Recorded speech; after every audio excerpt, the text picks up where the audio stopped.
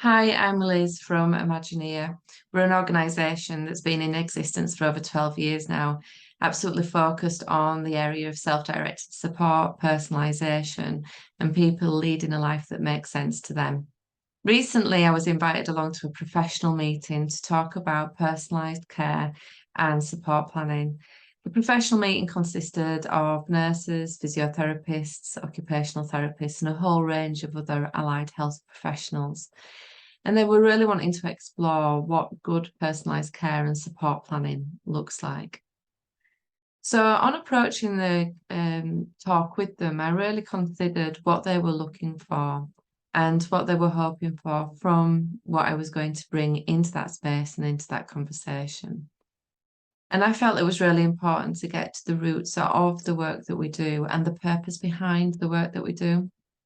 Ultimately, personalised care and support planning really is about how we gather information about how a person wants to live, what they want to achieve, and how they wish to be supported. So rather than thinking about the questions we need to ask and the document that needs to be completed to capture that information, I wanted to root down into some of the principles that are often missed in this area, in the pursuance of the completion of the documentation. We miss some of the really key factors. One of the ones that really stand out is a personalised care and support plan is about the person. It's about their life and how they want to live. And unless we can be absolutely certain that we're working alongside the person in such a way that we're hearing their voice, their opinion, their feelings, then we're really going to miss one of the most fundamental reasons that we do planning in the first place. So as a practitioner, one of the starting points is getting a clear sense of how the person communicates and working alongside them using a communication style that really makes sense for them.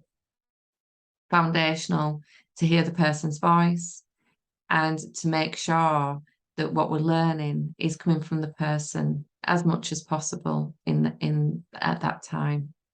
And when you consider that, that really leans into the principles of the Mental Capacity Act, accessible communication standards, and the shared decision-making processes. So it's something that was expected of professionals anyway, but quite often the time needed to dedicate to building an understanding of the person's communication style is missed in practice. The other area as well is recognising that life and the quality of life and leading a good life quite often is a relational element to that. It's about the people we have in our lives and the people around us, the people that we care about and the people that we love, and the people that we have trust in, those that we believe want the best for us in our lives. So when it comes to developing personalised care and support planning, some consideration for involving the right people is key. And that means stepping beyond the professional involvement and really recognising the other people in that person's life. That could be family, it could be friends, it could be people that the individual knows through association, or that people that live close by to them that they see on a regular basis, but haven't yet built a friendship with them. Quite often, the insight into what really matters to the person, the ideas around what would work well, the creativity in making things happen, sits in that space of the people around the individual. And we often refer to that as a person's circle of support or network of support. And making sure that there is some involvement from people in the development of the personalised care and support plan. Who does a person want to have involved? Who does a person want to have contributing into their personalised care and support planning?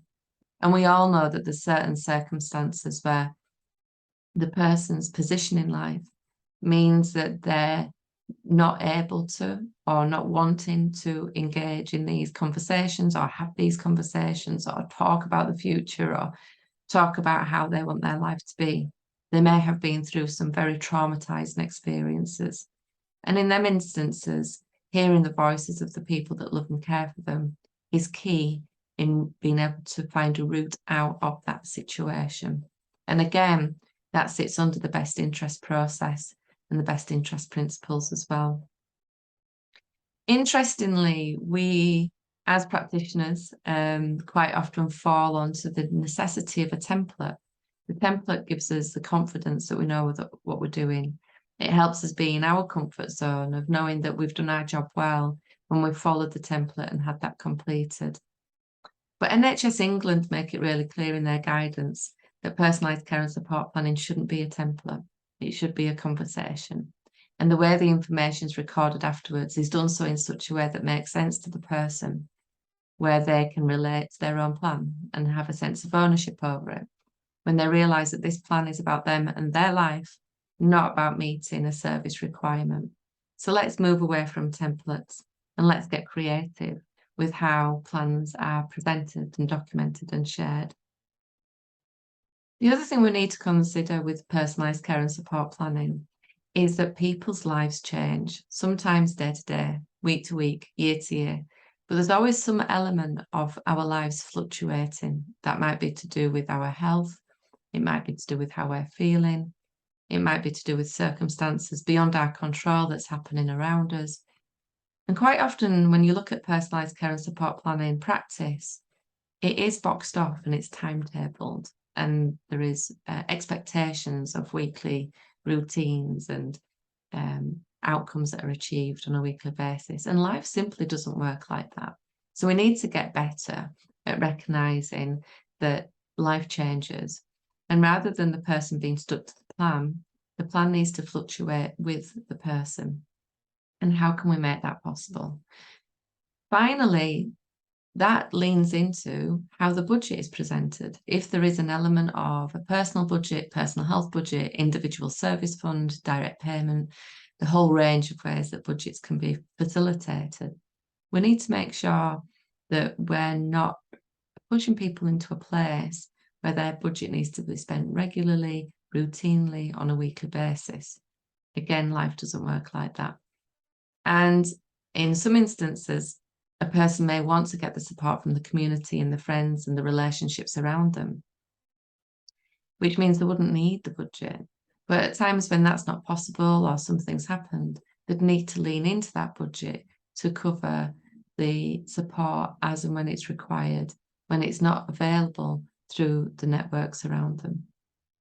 So we need to get a bit better at budgeting, and we need to make sure that when a person's been able to explore how they want to live, how they want to be supported, what they want to achieve, what they want the days to look like, that the budget is there to support the realisation of their aspirations, rather than to pull people back into restrictive practice by being told that the budget can only be used to pay for PAs or to pay for agencies. We need to get much better at making sure that that resource is being used in the best interest of the individual, and that we're using public funds in the best way to meet the aspirations of the strategies we have in the health and social care sector. So let's get smart with budgeting, let's get creative, and let's make sure that the resources are making a real difference. Thank you.